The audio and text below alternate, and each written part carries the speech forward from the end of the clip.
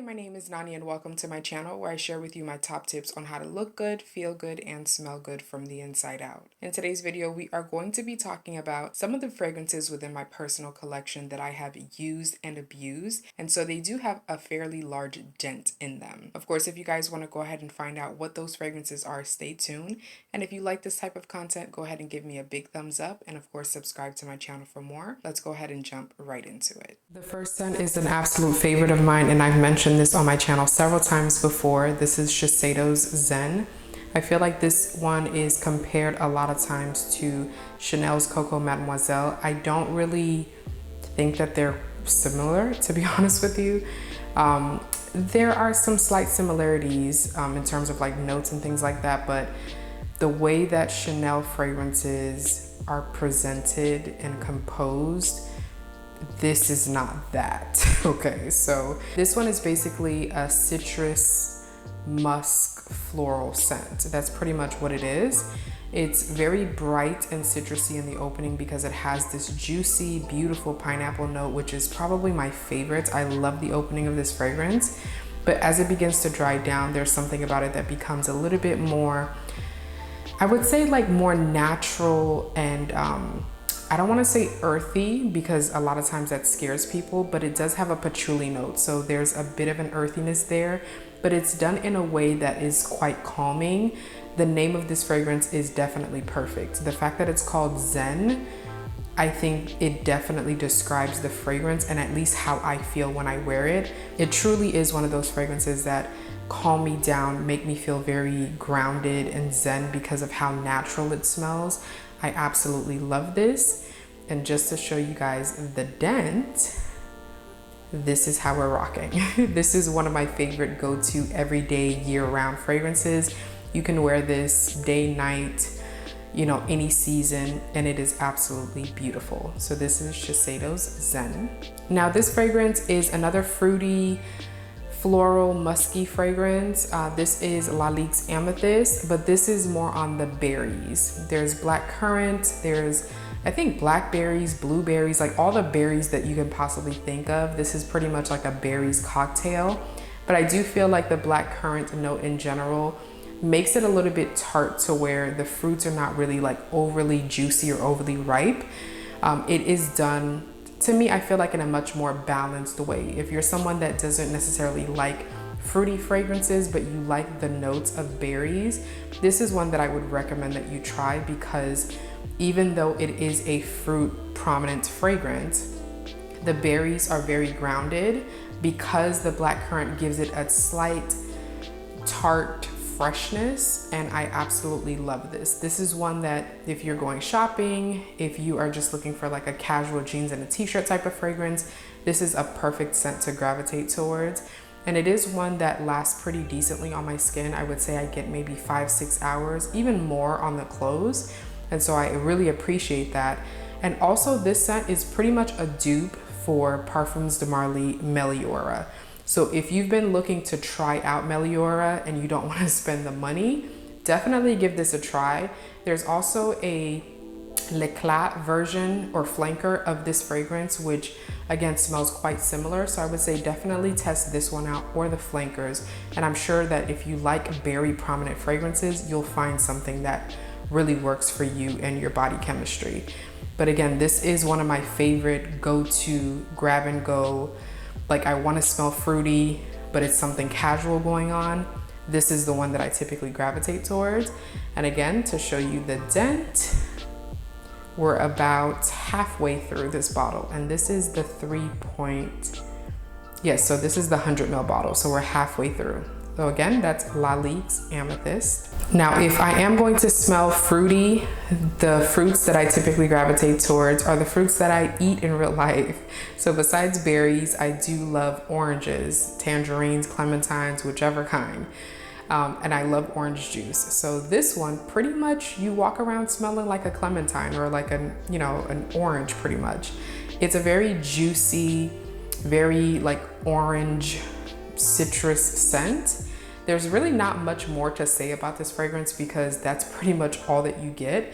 It's just a juicy, ripe orange is what you would smell like when you wear this fragrance. But I love how invigorating and refreshing this fragrance smells. And it really just brightens up my day every time I wear it. I absolutely love this scent. It's not the most long-lasting fragrance, but I typically expect that from these types of fragrances, but I have no issues grabbing it with me and reapplying throughout the day, especially if I want to smell like an orange all day. So if you really want to smell like an orange or a tangerine or a clementine, this is definitely one for you to check out. I'm not really sure if they discontinued this one. If they haven't, of course, I'll make sure to leave links for all these fragrances down in the description box below. But we're about close to halfway through this bottle, and I believe this is the 50 ml bottle as well. So love, love, love this fragrance. Very refreshing, very bright, very juicy, very citrus forward. And it is one that works great to layer with other scents as well. So that's going to be Guerlain Mandarin Basilic. Now, one that I probably talked your ears off about over and over again is going to be Diptyque O Rose. This is the EDT.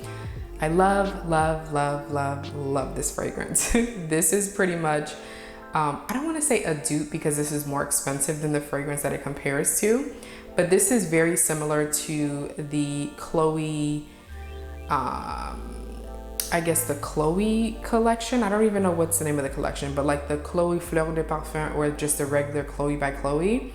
It's very similar to a lot of those, including some of the flankers. I have Chloe Fleur de Parfum, and the more I wore it, the more I realized that it just felt too mature, too sharp because of the woody tones.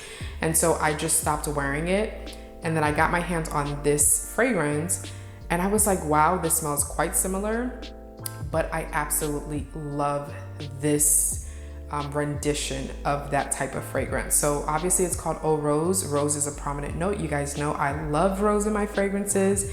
But this is basically like a very natural smelling, like there's something about there's something about this fragrance that smells so realistic, so beautiful, so delicate. Just, I'm obsessed, you guys.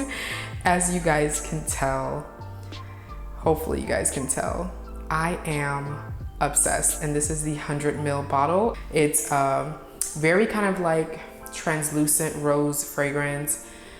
Very natural smelling. It does have a slight tart greenness to it because I believe there's a blackcurrant note in here, but it's not that prominent to where I would say that it's a fruity rose, but it does have kind of like a tartness in the background. And of course, once it dries down, it has a bit of a powdery, kind of like fresh out the shower, natural smell to it. I love it, I love it, I love it. So this is again Diptyque O Rose. Now this one is one that I'm not sure if it was discontinued or not, but I know that the original YSL Manifesto was discontinued. This is the L'Éclat, and I love this.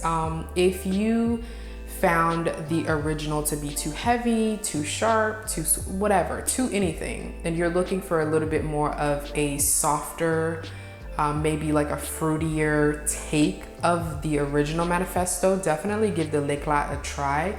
This is the scent that to me pretty much fits like a daytime scent and a nighttime scent. Like it's a perfect median of the two. It's light enough to wear during the day without like suffocating anyone. And it's also just like deep and rich and sensual enough for you to impress someone at nighttime. This is such a beautiful scent. I absolutely love it. Again, there is a blackcurrant note that's in here. Hopefully you guys can see a running theme. I love like that berry smell and just blackcurrant in general. I feel like it adds a very nice fresh tartness to the fragrance, which I think really helps to balance it out without making it such a predominantly fruity fragrance, and without taking away from kind of like the richness and depth of a fragrance itself. I love this, love it so much. The blackcurrant is definitely prominent, but there is a strong dose of vanilla in this fragrance as well, especially as it lingers and lasts on your skin. But I love the fact that the vanilla in this fragrance is not this like bakery type vanilla that's in so many fragrances now. I hate that type of vanilla. I don't like when vanilla is presented in that way. This one is a little bit more lighter, airier. It's still very rich and creamy, but it's not overly done. It's not cloying. It's just absolutely beautiful, and I love this scent so much. Once I'm done with this bottle, I will try to find a 100 ml bottle. This is the 1.7 fluid ounce, and you guys can see how much I have used. This is still, most of my fragrances have a dent in them unless it's a new bottle or it's just not the right season or something like that for it.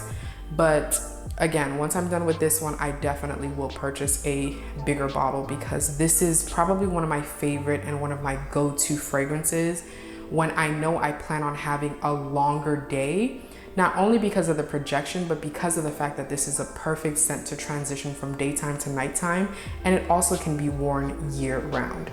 So again, that's going to be YSL Manifesto L'Eclat. Now the next one is going to be Olympia Intense by Paco Rabanne. This is probably one of my favorite amber fragrances, just one of my favorites. I don't have too many amber fragrances, like predominantly amber, but this is definitely one of my favorites, as you guys can tell by the dent in the fragrance itself.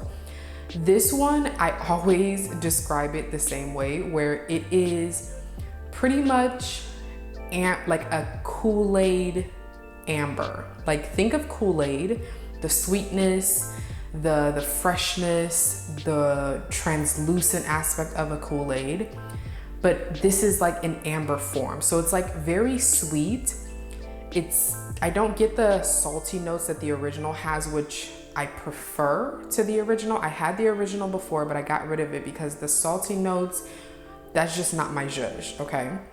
This one is pretty basic. Like it's not, it's a pretty basic scent, okay? It's really not that groundbreaking at all, but I just love how sweet and airy and free-spirited this fragrance smells. Like there's something about it that when I wear it, I just feel very like, I don't know, I just think of like a festival. I think of somebody that's a little bit more spontaneous and adventurous. It just feels and smells very free spirit to me. It's very sweet. So if you don't like sweet fragrances, then you're not going to like this, but think of the note of amber in Kool-Aid form. That's pretty much what you get in this fragrance. So again, that's going to be Paco Rabanne's Olympia Intense. Alrighty, now this is going to be probably my go-to going to bed scent, so like bedtime fragrance. I don't really wear this fragrance. I don't think I've ever worn this fragrance like outside of my house to like go out. There's something about this fragrance that's quite cozy and just comforting and just feels like I just want to snuggle up and be wrapped up in my blankets and things like that. That's what it smells like to me. It's quite comforting. And I think that's why I don't really care too much for vanilla notes, because anytime there's a predominantly vanilla fragrance, that's what I get from it. I just want to be cozied up. Like I don't feel like it's sexy. I don't feel like it's sensual. Like there's nothing about it that speaks that to me. It's more of just like a cozy, comfortable scent where I just want to lay down. So I keep going back and forth on if I'm going to declutter this, because of the reason that I don't think I should have a fragrance in my collection that just I only wear to bed, because I wear all of my fragrances to bed. And then also there's a woody tone in this fragrance that's starting to bother me. I'm realizing more and more as I wear fragrances, the notes that really irritate me and just kind of get strange on my skin. And there's a woodiness that comes as the fragrance begins to dry down that I'm starting not to like. But the opening is quite beautiful because it does have a mandarin note in it. Again, if there's a fruit or a citrus, mandarin or like berries are my preferable fruit. And so there is a mandarin orange note, I believe, in the opening. And so it's very, I don't know, it's like, it just makes it very like sweet, fresh. It kind of tones down the sweetness to where it's not overly done. It does kind of get like a bakery type of vanilla as it begins to dry down. But once it fully dries down, I get more of the powdery aspects of the fragrance as well as the woody tones of the fragrance. And so I keep going back and forth on if I'm going to keep it. but that vanilla and orange mixture definitely lingers the whole time that it's on your skin. And so I really enjoyed that about this fragrance as well. Lasting power, you're probably gonna get about 5 hours, 4 or 5 hours or so. So it's not really that good, but if you spray it on your clothes, obviously it's gonna last a lot longer. So that's going to be Orchid Vanille by Van Cleef & Arpels.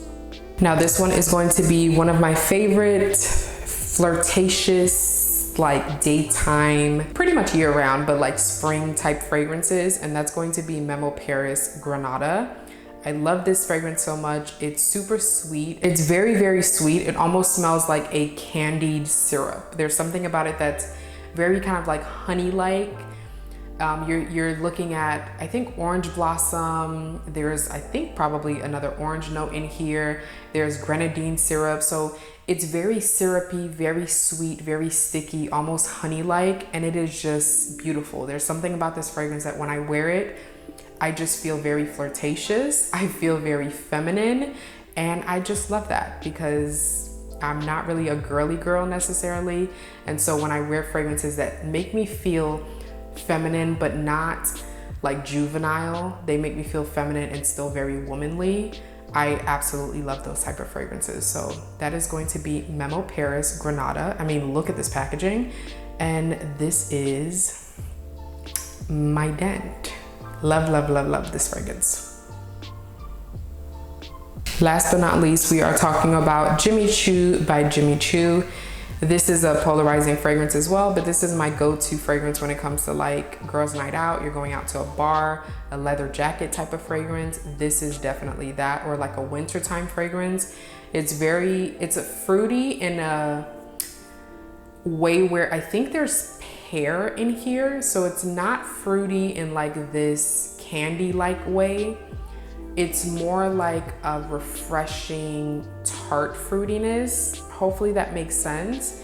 And then of course there's a lot of patchouli, which adds a little bit more of like a musky, earthy tone to the fragrance, which again, I love patchouli as well. So this is right up my alley. And it just smells very loud, very obnoxious, very in your face. But once in a while, I feel like this. And so that's why you guys see the Dent in this fragrance. But this mood of mine doesn't come around that often, but when it comes, this is the fragrance that I gravitate towards. So that's going to be, again, Jimmy Choo by Jimmy Choo. Now, those are the fragrances in my personal collection that I have really used and abused throughout the years. Some of them I have repurchased and some of them I plan on repurchasing. Let me know what your personal favorites are as well down below. If you enjoyed this video, go ahead and give me a thumbs up and of course subscribe to my channel for more. I hope you guys are staying safe. God willing, I'll see you guys next time.